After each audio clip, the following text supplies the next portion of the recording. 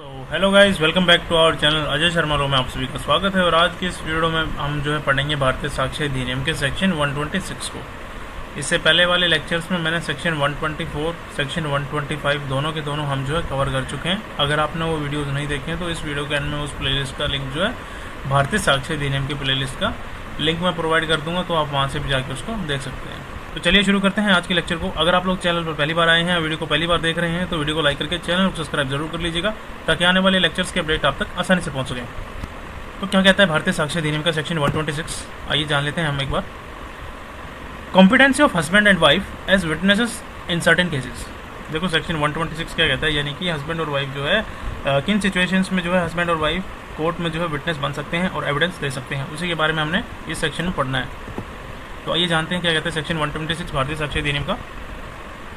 According to the section 126 of Bharatiya Sakshya अधिनियम, competency of husband and wife as witnesses in certain cases. In all proceedings, the parties to the suit and the husband or wife of any party to the suit shall be competent witness.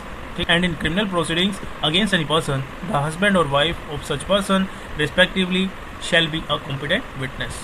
तो close 1 जो है वो civil proceedings की बात करता है। अगर कोई जो है सिविल केस चल रहा हो तो सूट के जो पार्टीज हैं वो खुद विटनेस बन सकते हैं, और उनका जो है हस्बैंड और या फिर वाइफ भी कोर्ट में जो है विटनेस बन सकता है। यानी सिविल मैटर्स में पति पत्नी को जो है एविडेंस देने की परमिशन होती है सिविल केसेस के अंदर, ठीक है। और क्लोज 2 क्या कहता है भारतीय साक्ष्य अधिनियम के सेक्शन 126 का, ये कहता है कि अगर कोई पर्सन जो है उसके अगेंस्ट क्रिमिनल केस जो है चल रहा हो। अब क्रिमिनल केस तो कैसे होगा, स्टेट वर्सेस XYZ, मतलब जो भी पर्सन का नाम है स्टेट के वर्सेस में ही होगा क्रिमिनल केस। तो उस पर्सन का जो हस्बैंड या वाइफ भी जो है कॉम्पिटेंट विटनेस माना जाएगा। यानी क्रिमिनल केसेस में भी स्पाउस कोर्ट में एविडेंस जो है यानी गवाही जो है विटनेस बनकर आ सकते हैं और अपनी गवाही दे सकते हैं, ठीक है। अब आप मेरे को एक चीज़ बताओ, अगर मान लेते हैं क्रिमिनल केसेस में जैसे स्टेट वर्सेस ABC, मतलब कुछ भी हो सकता है, तो क्या पर्सन जो है जिसके खिलाफ क्रिमिनल प्रोसीडिंग चल रही हैं, क्या वो पर्सन यानी अक्यूज पर्सन जो है वो अपनी ही गवाही अपने ही केस में दे सकता है या नहीं दे सकता। तो इस पर जो है भारतीय साक्ष्य अधिनियम और इंडियन एविडेंस दोनों के दोनों एक्ट जो है वो साइलेंट है कि कोई अक्यूज जो है अपने केस में जो है विटनेस बनकर अपनी गवाही दे सकता है या नहीं दे सकता, ठीक है। लेकिन section 315 of CRPC allows an accused person to become a competent witness for their own defense and providing an opportunity to give evidence on oath to rebut the prosecution charges। तो जो सेक्शन 315 था CRPC का, वो ये चीज़ें कहता था। ये तो सेक्शन था CRPC के अंदर सेक्शन 315, लेकिन अब भारतीय नागरिक सुरक्षा संहिता के अंदर जो है सेक्शन ये हो गया है 353, ठीक है, accused person to be competent witness.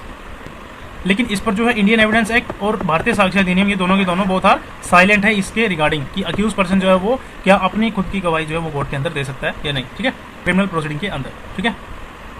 तो आई होप आपको जो है सेक्शन 126 आपको क्लियर हो गया होगा। अगर आपका फिर भी कोई डाउट रहता है तो मेरे को कमेंट सेक्शन में बता देना। So thanks for watching guys, that's all about section 126 of Bharatiya Sakshya Adhiniyam. I hope you really enjoy this video, so don't forget to like share subscribe Ajay Sharma row. आप सभी से फिर से मुलाकात होगी सेक्शन 127 के साथ, ठीक है।